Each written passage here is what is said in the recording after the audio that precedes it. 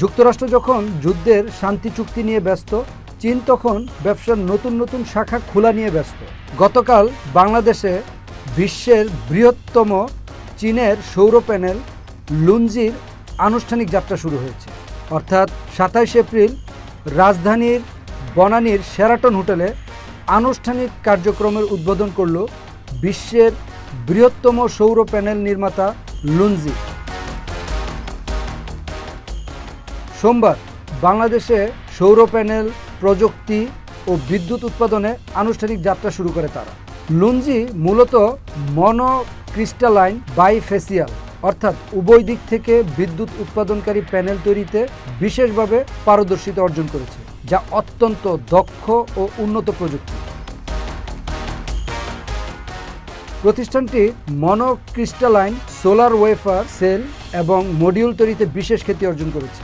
Germany, Bharat, Japan, Australia এবং মার্কিন যুক্তরাষ্ট্রের মতো প্রধান বাজারগুলোতে লুনজির শক্তিশালী উপস্থিতি রয়েছে। এর ধারাবাহিকতায় বাংলাদেশে নবায়নযোগ্য জ্বালানি বা সৌর বিদ্যুতের ব্যবহার বৃদ্ধি এবং সাশ্রয়ী মূল্যে সৌর প্যানেল সরবরাহ নিশ্চিত করতে এই উদ্যোগ নেওয়া হয়েছে।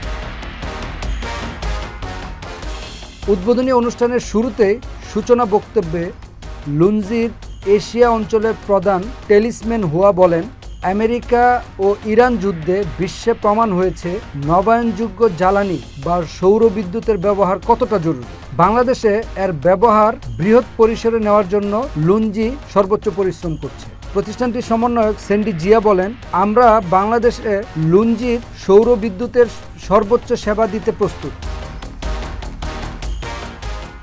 সৌর বিদ্যুতের একটি বড় সমস্যা প্যানেলের উপর ধুলো পড়া। আমরা নতুন প্রযুক্তির মাধ্যমে ধুলোকে ন্যূনতম করেছি, যা সোলারের খরচ কমিয়ে আয়ু বাড়িয়ে দিবে। অর্থাৎ যুক্তরাষ্ট্র যখন যুদ্ধের ধ্বংসলীলায় ব্যস্ত, যখন সারা বিশ্ব চরম তেল সংকটে, চীন তখন ওই সংকটে পড়া দেশগুলোতে তেলের বিকল্প হিসাবে নবায়নযোগ্য জ্বালানি বা সৌর বিদ্যুৎ নিয়ে হাজির হচ্ছে। যুক্তরাষ্ট্র যখন দালান, মাঠ, ঘাট সব ধুলোয় মিশিয়ে দিচ্ছে, চীন তখন সৌর প্যানেলের ধুলোমুক্ত নতুন প্রযুক্তি আবিষ্কার করে ব্যবসার নতুন দিগন্ত সম্প্রসারণ করছে।